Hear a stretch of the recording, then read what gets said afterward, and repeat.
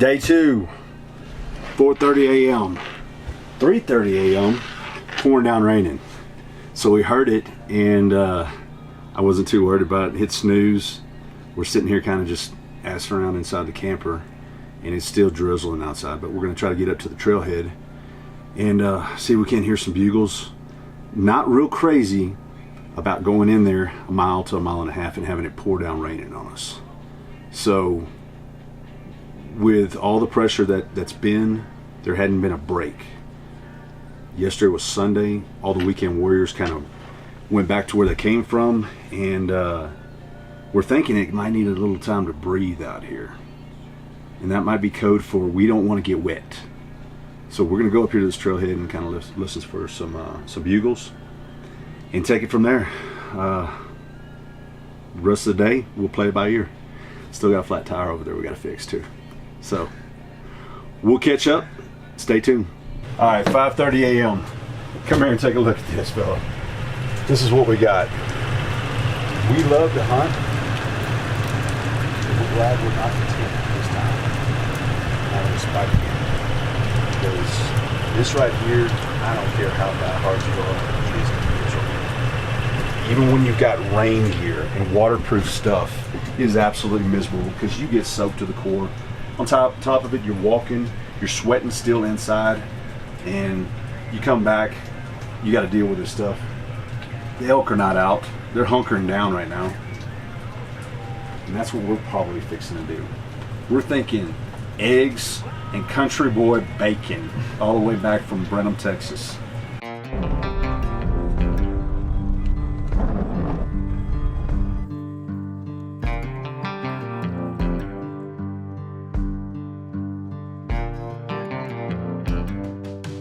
I think all the bulls are coming up this way. We're gonna try to get between where they're at and the bedroom. But there's no way of telling. They should already be up here. But with the rain, it worked in our favor. So let's go try to get some.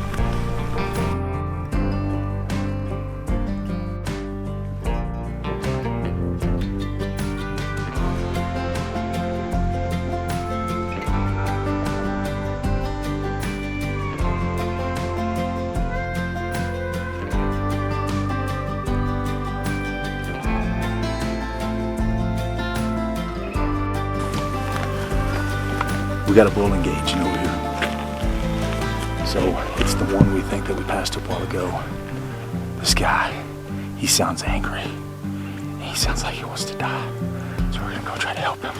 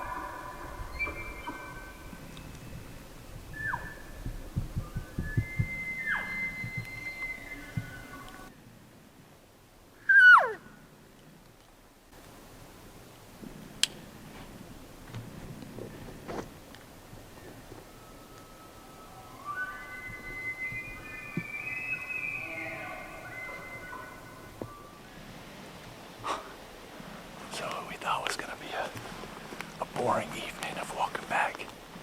We figured it out. They must have a hot cow. And they're tearing this hillside up. He's thinking 5 bulls. I only saw two. And two of them got into a fight. One of them was on the way, ran into the other bull. They decided to fight instead of come in. We had two bulls coming in that were engaged. So it just goes to prove, ain't no fat lady singing around here. We're at a point right now where we're far enough away from camp. Even though the sky's cleared up, we need to get back. And as we go back, we'll try to see if we can scare something out of the woods, but heart beating like prom night, baby. So the whole reason we weren't going to come over here is because Darian said, I've never been over here. He wasn't familiar with the terrain, and it can be a huge, huge mess if you get into a bunch of blowdown. But I told him, I said, man, everybody was a stranger before they met. Hell introduced me. Let's go. And so rock and roll, we got in here, found a new honey hole, baby. So hopefully this works out on the rest of the trip too.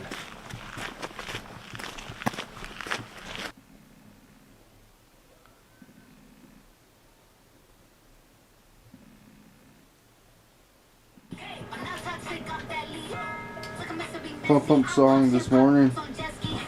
Right, Aaron? What happened? Pump up song. I gotta turn that down. I'm gonna start dancing. Y'all might not like that. I don't know. So we got a plan. We had a plan this morning. We thought it was gonna be clear. Alarms were about to go off and the rain was pouring. So we hit snooze. Walked back outside. We've got clear skies, clouds rolling. We don't hear any bugles, but we're gonna get out there and try to see what we can do. Make the best of the day, always, every day. And man, we're in elk country, baby. So we feel alive. This is kind of the calm before the storm. I'm kind of getting in my head about getting an arrow wet. We always get out here and kind of scout it out first. If an opportunity brings itself, we're damn sure not going to miss it. I think yesterday, if one of those bulls had come in, I would have probably let an arrow go. But today, I've definitely got it on my mind. It's day 3. You don't want to get too far down the road and get under pressure. So right now, we're still good, sitting in good position. The bulls were letting loose yesterday. Y'all saw what happened yesterday. That was rock and roll, baby. Had our hearts stomping like prom night, and we're hoping to get the same effect today and get within range. We've only been within range a handful of times. So I'm optimistic. I got a good crew with me. 2024 elk season, baby. Let's rock and roll.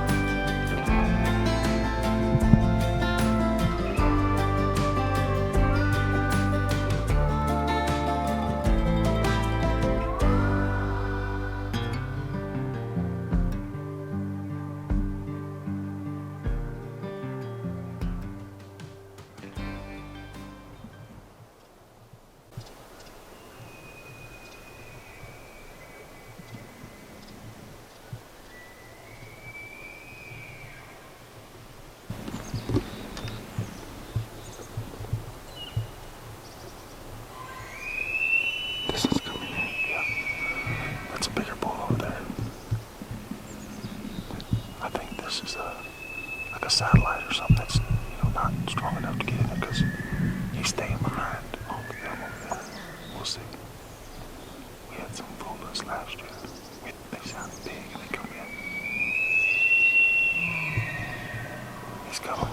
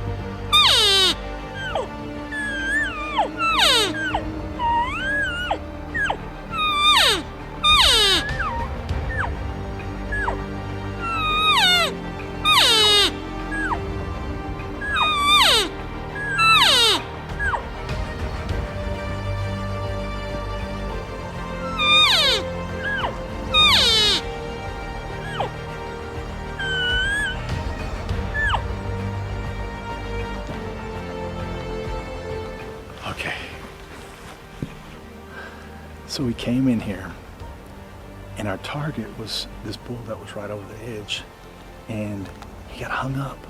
So we set up, called, and while we were doing that, one snuck in the back door, and I'm set up over here in this direction. He's coming in on Darien across this other meadow and dropped down in this bottom. And I'm like, this is the bull we're set up on. Finally he said, come on, let's go over here. So we came over here, set back up on this bull, and I turn around and I look, and this bull comes up, and I went, oh, I want that one. But I'm already set up for this one. So they're like saying, you know, just stand still. Because they're always saying I'm moving too much. And I get excited. But I said, I want this one. So I withdrew off that one, came over here, I ranged it. I think it was 62. They're saying it was less. And so my lower pins, I didn't have a chance to work on. We were going to work on when we got out here. The truck has a flat tire. We didn't have a chance to do nothing. So I said, okay, I got on it.